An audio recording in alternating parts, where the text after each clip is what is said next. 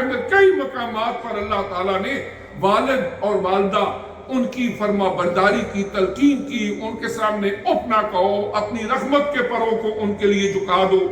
کوئی اپنی زبان سے ایسا لفظ نہ نکالو جو والدین کے لیے تکلیف کا، اذیت کا سبب ہو۔ اس لیے کہ زندگی کی ایک سٹیج وہ ہوتی ہے، بچے چھوٹے ہوتے ہیں، ماں باپ ان کی پرورش کر رہے ہوتے ہیں، ان کے سب آرڈینیٹس ہوتے ہیں، محتاج بھی ہوتے ہیں کہ انہوں نے پاکٹ منی بھی ان سے لینی ہے، کپڑے بھی ان کو کہنا ہے لے کے دو، شوز بھی انہوں نے لے کے دینے ہیں۔ اس وقت تک تو معاملات ٹھیک رہتے ہیں، لیکن جس وقت بات اس سے آگے بڑھتی ہے،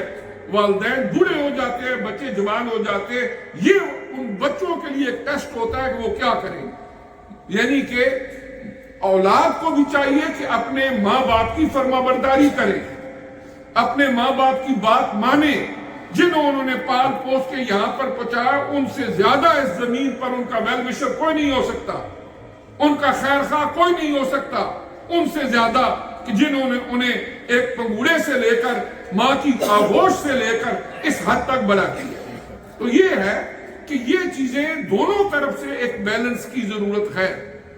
اور پھر اس کے بعد ماں باپ اگر کچھ دیکھتے ہیں، انہیں اپنے ماں باپ پر بھی ٹرسٹ کرنا چاہیے، اور ماں باپ کو بھی یہ دیکھنا چاہیے اچھائی برائی کے سارے معیار۔ اس کے بعد یہ ایک معاشرے کے اندر جب ہم نکاح کو آسان بنائیں گے تو برائی کے کئی ایک رستے بند ہو جائیں گے۔ اور پھر یہ باقاعدہ طور پر آپ دیکھیں، جس قرآن نے ہمیں حکم دیا نماز پڑھو، جس قرآن نے ہمیں حکم دیا یہ نیکی کے کام کرو، اس نے ہمیں برائیوں سے روکا۔ یہ بے حیائی آج کے دور کا ایک بہت بڑا المیہ ہے،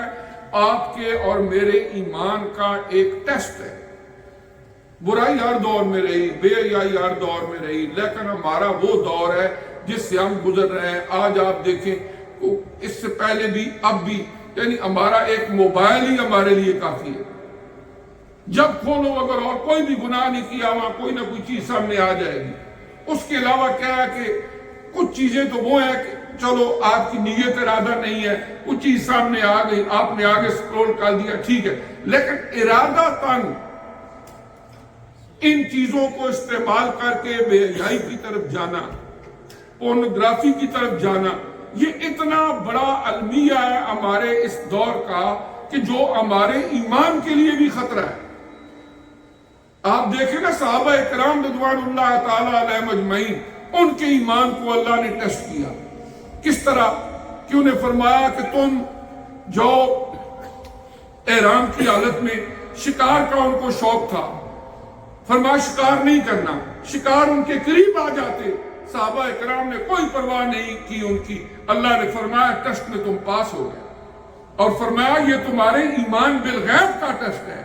آج ہمارے ایمان بالغیب کا ٹیسٹ ہماری ٹیبلٹ، ہمارا موبائل فون، ہمارا کمپیوٹر، یہ ساری چیزیں، اور اے آئی یعنی آرٹیفیشل انٹیلیجنس آنے کے بعد تو حالات اور ہی پتہ نہیں کدھر جائیں گے، آنے وقت کیا ہوگا۔ لیکن جب تک ہمارا ایمان مضبوط ہوگا، ہم اپنے گھروں کو مضبوط بنائیں گے، نکاح کو اہمیت دیں گے، اپنے بچوں بچیوں کی اچھی تربیت کریں گے، تبھی ہم کسی حد تک اس سے بچ سکتے ہیں۔ ادروائز یہ ایک بے حیائی اور فحاشی کا ایسا طوفان ہے کہ جو بہت کچھ بہا کے لے جائے گا۔ یہ ساری حدیثیں، یہ ساری آیتیں کتابوں میں رہ جائیں گی، لیکن عملی طور پر ہم پتہ نہیں کہاں ہوں گے۔ اللہ پاک مجھے بھی آپ کو بھی سمجھنے کی اور عمل کی توفیق دے۔